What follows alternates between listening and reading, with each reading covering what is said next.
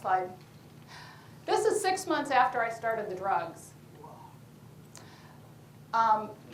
Very noticeably, I started to get anemic and pale right away. And as the years went on, I started having other little side effects that my doctor kept assuring me, that's because you have full-blown AIDS.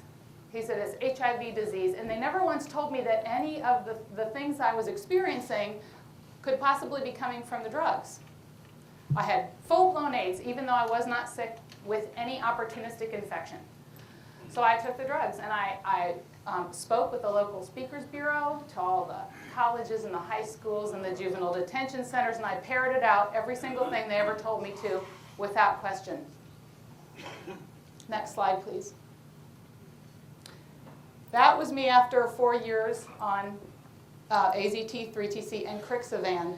Still very anemic, and I was losing a lot of hair at that point in time, along with a very distorted body. What happened was, we never questioned anything. We never knew there was another side to the AIDS debate. And I faithfully took these drugs. I don't think I missed a dose maybe 5 times in 11 years.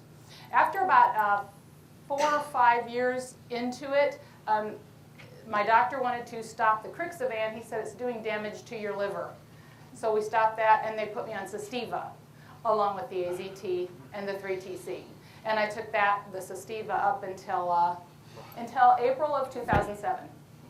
My husband happened to be on the internet one night. I was out of town with my son. And he was looking for something that a friend had sent him. He was just Googling, searching for something that had nothing at all to do with HIV or AIDS. And all of a sudden, what pops up on the screen was Robin Scoville's video, The Other Side of AIDS. And this caught his attention right away because we didn't know there was another side to it. And he started watching the video, and then he looked longer, and he started researching more. And the next morning, he says to me, I found some things last night I think you ought to take a look at. And I said, okay. And I watched one video, I watched another video. I started reading. I found so many links, and I literally couldn't believe what I was seeing. And there was so many emotions as well. How did we not think to search any of this out for 11 years? It's a well-orchestrated campaign, I'll tell you that. The censorship is incredible. Anyway, April of 2007, I spent hours and hours and hours and read hundreds and thousands of pages of papers. I read everybody's book. A lot of you I've been in contact with, and you've helped me along that journey, answered questions for me. And at that point, I decided that I probably didn't have a whole lot longer to live. Next slide. That was what I looked like at the time I stopped the drugs, and I was going through a detoxification of them, which was very difficult in and of itself. I stopped everything cold turkey in April of 2007, and everything went downhill.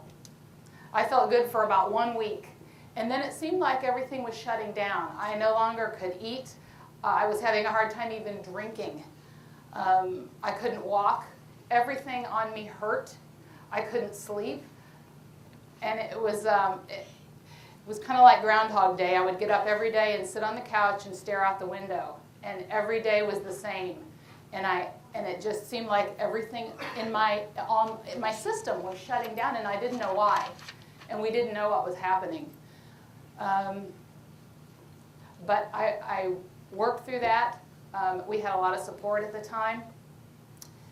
And by August, it must have been about 3.5, 4 months later, August of 2007, I finally started to kind of regain my body and my life back and slowly start coming out of this.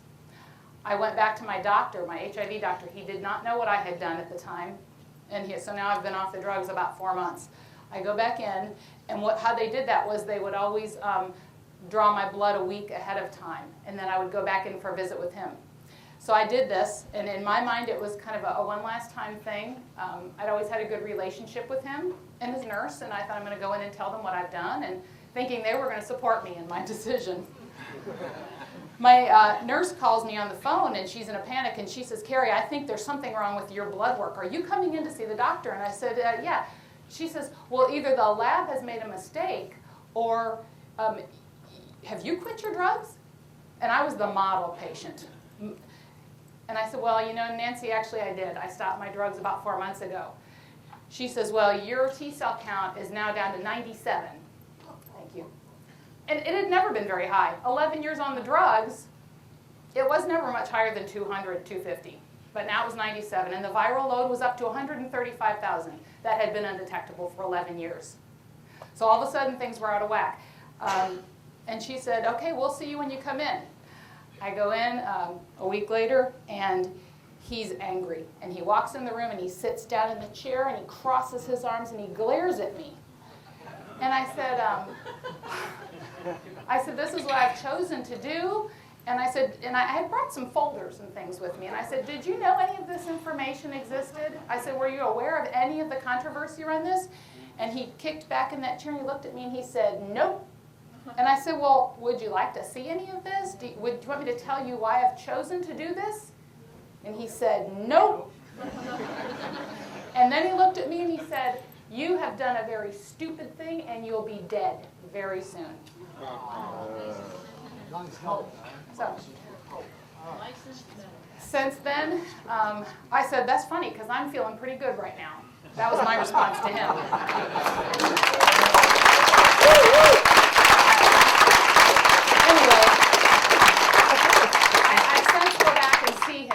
On my year anniversary of quitting the drugs, I went back in April of 2008, and I took him a goodie bag. And then I went back this past April. He wasn't around, but his nurse was not really happy to see me anymore. I thought they were going to be really happy to see me each year. They're not.